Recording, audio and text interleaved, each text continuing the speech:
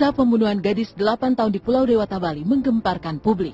Kemarin siang, tubuh Angelin yang sudah tak bernyawa ditemukan di halaman belakang rumah sang ibu angkat. Angelin dilaporkan hilang sejak tanggal 16 Mei 2015 lalu, hingga kabar kehilangannya pun menjadi perhatian publik, terutama di dunia maya. Tak hanya Menteri Pemberdayaan Perempuan dan Perlindungan Anak, juga Komnas Perlindungan Anak yang turun langsung untuk mencari kehilangan Angelin. Banyak artis pun sejak awal telah berusaha ikut mencari sosok sang gadis cantik yang wajahnya bak malaikat kecil itu. Salah satunya Bertrand Antolin yang sejak awal giat mencari sosok sang malaikat kecil, yaitu lewat akun pribadinya di dunia maya. Namun setelah proses pencarian yang lama, akhirnya tubuh Angelin ditemukan kemarin oleh kepolisian dan pasar setelah sebelumnya mencurigai adanya gundukan tanah di belakang rumah. Lantas seperti apa suasana di TKP tempat ditemukannya tubuh Angelin yang sudah tak bernyawa? Seperti apa pula tangis histeris guru-guru dan juga ibu kandung Angelin yang begitu terpukul atas peristiwa pembunuhan sadis putri kecilnya itu.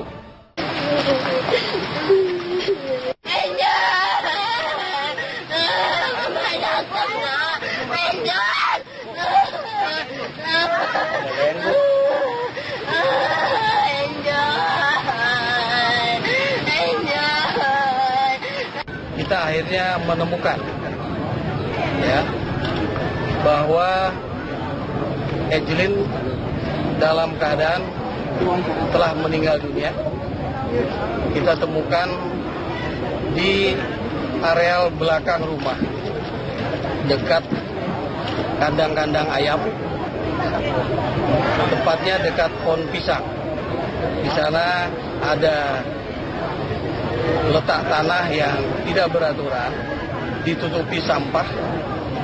Kita mencurigai sehingga akhirnya kita menemukannya setelah menggali tanah yang ditutupi sampah. Saya dapat kabar juga tadi di Instagram, saya baca satu komen bahwa sudah masuk berita Angelin sudah ditemukan meninggal. Serentak saya kaget, di sini juga syuting di daerah gunung ini nggak ada signal ya. Jadi gue berusaha minjem wifi sampai dapet. Akhirnya baca bener namanya gue sayang adik gue dan membayangkan gimana terjadi sama orang gue sayang ataupun anak asuh gue, ya pasti tergerak hati gue dan posting. Dan gue minta banyak teman-teman untuk ikutan posting dan ternyata hari ini dapat berita bahwa Angelin sudah tewas. Siapapun yang melakukan pembunuhan itu, baik dari pihak keluarganya ataupun orang lain, itu sakit jiwa kalau menurut saya, memiliki gangguan jiwa. Betapa teganya membunuh seorang anak kecil yang tak berdosa gitu. Bahkan dosanya aja belum dihitung lagi kan, dia belum akil balik.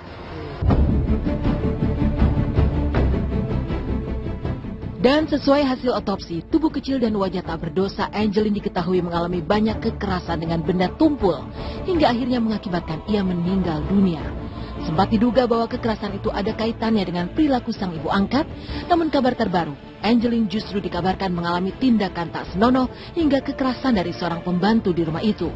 Kabarnya setelah melancarkan tindakan bejatnya, sang pelaku menguburkan sendiri jasad Angelin di dekat kandang ayam dan juga dekat pohon pisang di taman belakang rumah.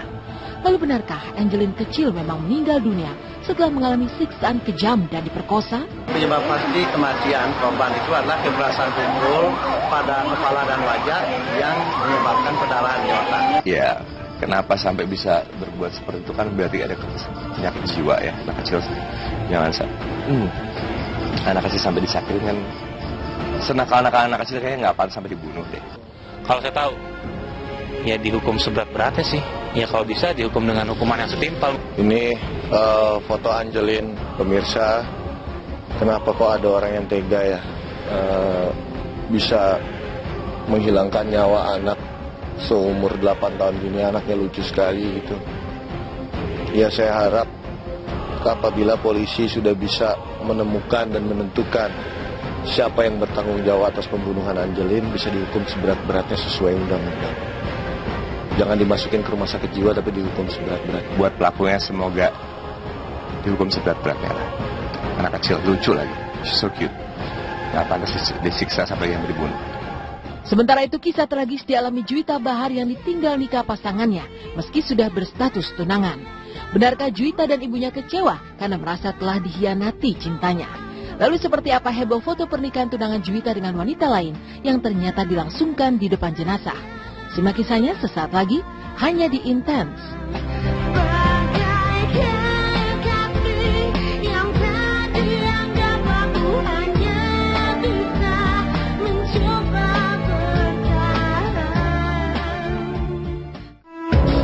Selamat pagi pemirsa, bertemu lagi bersama saya Mila Rahmawati. Meninggalkan kisah tragis tewasnya malaikat kecil Angeline di Bali. Kisah tragis lainnya dialami oleh pedangdut Juwita Bahar yang ditinggal menikah oleh tunangannya Bari Muhammad. Beredar luas foto pernikahan Bari di dunia maya. Ada apa sesungguhnya di balik misteri pernikahan Bari di hadapan jenazah? Lantas seperti apa pula tangis kesedihan Anissa Bahar, Bunda Juwita Bahar, karena lagi-lagi anaknya dikhianati oleh seorang pria.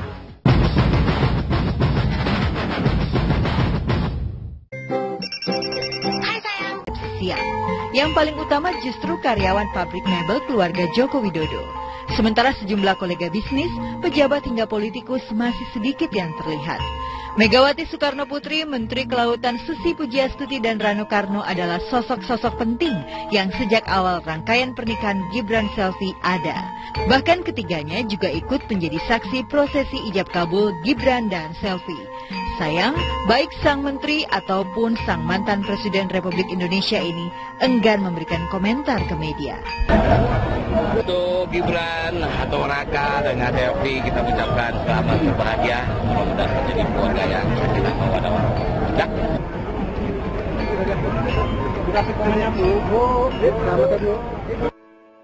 Kaum selebritas pun dan seniman baik dari Solo maupun dari luar Solo sudah terlihat hadir. Seperti Didi Kempot, Nunung dan juga penyanyi Yuni Syara. Mereka khususkan hadir karena memang diundang oleh yang punya hajat. Tak hanya memberikan selamat, Yuni bahkan sempat berpesan pada Gibran untuk jangan terlalu pelit tersenyum. Ini kehormatan sangat luar biasa untuk kami.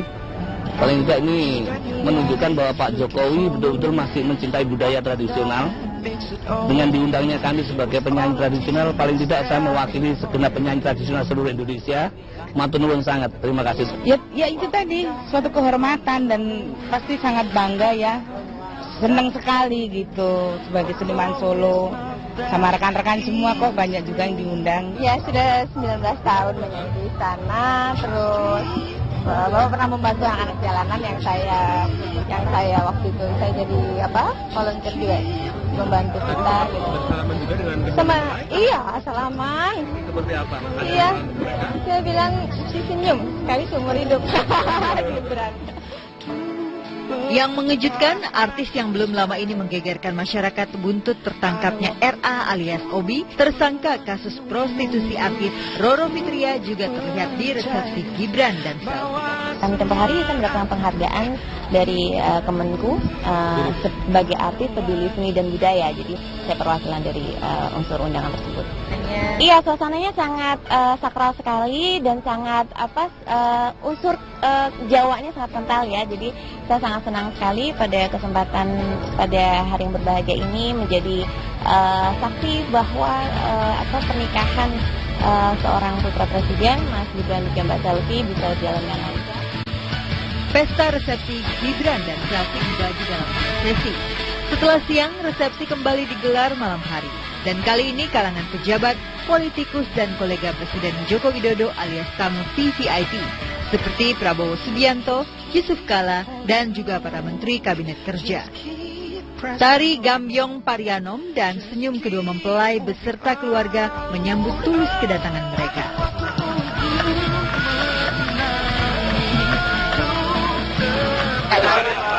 Hari ini Pak sangat menarik dan membanggakan serta membahagiakan kedua.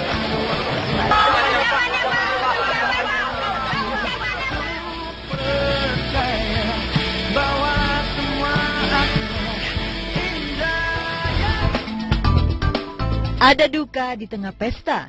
Tukang beca Sutarmin tewas saat bertugas mengantarkan tamu undangan pernikahan Gibran Selvi. Jangan kemana-mana, Gospel kembali sesaat lagi.